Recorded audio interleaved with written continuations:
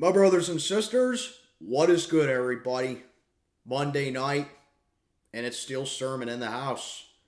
Another video recapping this heartbreak or a heart attack of a game, I should say, rather, at work. As the Steelers prevail over the Colts 24-17. We get it done over these guys again. 8 straight dubs over the Colts. 27-6 against them all time. And our 4th win of the year. As always, do me a favor. Like, comment, subscribe. Follow me on Instagram and on Twitter. Links are posted in the box down below. So, I have mixed emotions about this game. Obviously, if you see my thumbnail, it looks like it's going to be nothing but positivity and sunflowers and rainbows and all this stuff. Well, there is going to be good in this video, obviously, because we get the job done 24-17 over the Colts. But there are also some things that I need to discuss in this video. And again, my takes may not be accurate for this because I didn't get to see a whole lot of the game because of my work hours. But judging by what I was able to listen to on the radio at work, Kenny Pickett, bravo tonight. In my opinion, this was his best game of his career. I think it one-ups last week, actually. Because, yeah, Kenny Pickett played pretty good last week against the Bengals. But the difference between tonight and last week, for me personally, his legs. That was the biggest factor in this one for me. Kenny Pickett's legs. It just goes to show you, you don't need to be a completely mobile quarterback to have some kind of maneuverability in the pocket. Kenny Pickett was able to use his legs tonight, get out of sticky situations. 3rd down, rushes for a 1st down. He can't find anyone. I'm just going to take it myself and run for a chunk. 2-point conversion when we scored a touchdown in the 4th quarter. Struggling to find a target. Runs out of the pocket, finds George Pickens in the end zone for the 2-point conversion. Kenny Pickett was very smart with the ball tonight. Made some great decisions, great awareness, and this guy is just progressing. You're seeing it right now. He is progressing. And I firmly believe this is the quarterback of the future for this team. I truly believe he is. And knock on wood, he's cut down on the interceptions. Hasn't thrown an interception, I think, since the Philly game.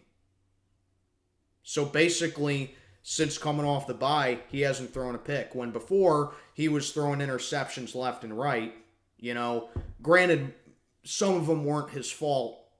But still, it's very refreshing to see this guy starting to learn from rookie mistakes. And you're starting to see him evolve more as a leader for this team. And I'm proud to call this guy my quarterback. Is he Big Ben? No. Is he Tom Brady? No. Is he Dan Marino, like a lot of people are comparing him to? No. Is he Terry Bradshaw? No. He's Kenny Pickett. I'm not asking him to be any of those guys. I would love it if he was like those guys, don't get me wrong. But all I'm asking for Kenny Pickett is to be the best version of Kenny Pickett that we can possibly get. And I think the next baby step for him, for ironing out his rookie season, start throwing some more touchdown passes. Because we know Kenny Pickett can be a game changer. He can be a playmaker. And it just seems like, with me, he is like starting to grow from like a newborn bear to like a child cub.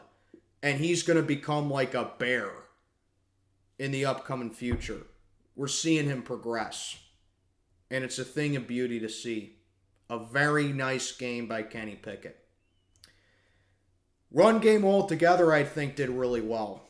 Like Najee Harris, he had a rushing touchdown tonight, but he did have to leave this game due to an abdominal injury. Hopefully it's not too severe. I didn't hear any official word of it, but I know that he couldn't finish the game. That is a big loss for us if it's severe. We need Najee more than ever. Najee was getting some good runs tonight. He had the touchdown, obviously, and then he had the injury. So, Najee, please get better, man. But Benny Snell and Anthony McFarland actually, I think, did a real effective job with running the ball tonight. They were finding gaps. They were getting some chunks of yards. They were being productive with the carries there. We were moving the sticks. And that's the number one thing that I really liked from this offense personally tonight. We were draining the clock. We were killing Indianapolis in time of possession in the first half. And we were up 16-3 at the break. Then the second half comes, and this is where I'm going to start to get a little cynical here. I never say a game is truly over because I know this team all too well. Mike Tomlin's too complacent. Matt Canada's offense is completely bland and vanilla. Never tries to make any adjustments, except in the first half, okay? First half, the play calling was actually decent in the first half. I liked how we were mixing up the play calls. I liked how we were evenly distributing the run and the pass. I liked how we were being aggressive. But it's just, this team never just plays 60 minutes of football. And that's why I'm going to say excited about this win. But I am happy we got the job done. Because if you look at it, this is a game that easily could have went to overtime. Colts have the ball at the goal line. Jonathan Taylor rushes in for a touchdown, but he mishandles the ball. And it leads to a fumble. Leads to a turnover. Steelers caught a massive break right there. Colts were pushing down the field in the final minute of the game. And it looked like that Matt Ryan was going to pull out another fourth quarter comeback. Then the defense comes up and makes a stop. Minka Fitzpatrick coming in, making a big stop that prevented a first down for the Colts. And then Minka broke up the final pass to end the game. So obviously, yes, that is something that I really like to see the defense do there. Come up with a clutch play to close out the game, but it should not have come down to that. Because this offensive play calling, that's the number one thing. This offensive play calling can't keep this defense off the field. It's every single week with this team. I keep thinking to myself, man, we just need to stay off the field. Defense can't be on the field for too long. We need to be able to make a stop on defense here. Offense needs to be aggressive. We got to burn more time. And I think it's very telling that Mike Tomlin kept all three of his timeouts in that situation because I'm telling you, Colts get a first down right there.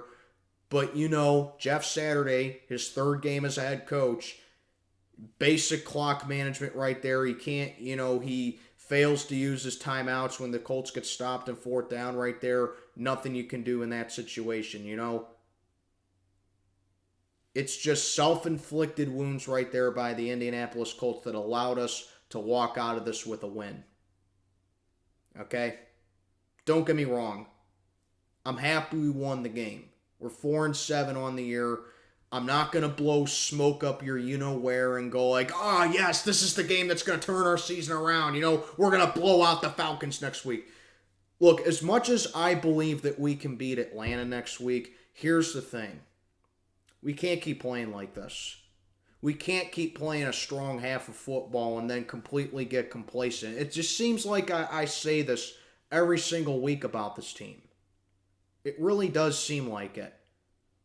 I'm not thrilled about the win. I'm not overly excited about the win. I'm happy we got the win. There is a difference. There is a difference there. There were a lot of good aspects about tonight's game that got us the win, but there are also some negatives about this game too. And I'm not just going to sit down here every single week and go like, oh, well, we did nothing right in this loss. Oh, well, we did nothing wrong with this win, It's just how it is. That's being a homer. It really is. I'm going to sit down and I'm going to tell you what I think went right and what went wrong for the game. And tonight is a perfect example of what I'm talking about. We got the win. Good for us. We're still last place in the division. This is still a team that needs a lot to work out with. And this is still a head coach that needs a lot of work, quite frankly. Okay? We got away with one tonight. But going down the road, you still got to play the Baltimore Ravens twice. You got to play Vegas still, who always gives us trouble. You got to play the Panthers, who are a little bit of a scrappy bunch. Next week, you're going down to Atlanta to play the Falcons, who have been way more competitive than anyone thought they'd be this year. And you still got to play the Cleveland Browns in Week 18. I'm telling you, if you have that sort of game plan where you take your foot off the gas pedal, you get complacent, you get cute, like we did with the interception on Matt Ryan early in the game, where we weren't aggressive and it led to a 3-and-out right there. Or, no, it led, whatever it was. I can't think straight right now. But I know that was the case. We intercepted Matt Ryan, and then we got complacent. You know, we got cute on offense. The point is, you're not going to win a lot of games like that. And in a league where wins are very hard to come by right now, especially with us, a team that's rebuilding, a team that, quite honestly, it kind of hurts our draft capital a little bit with this game. You know, it kind of does. I think that's the biggest negative for this game. Come this coming spring in the draft, we're not going to have as high of a draft pick as we will, but I digress.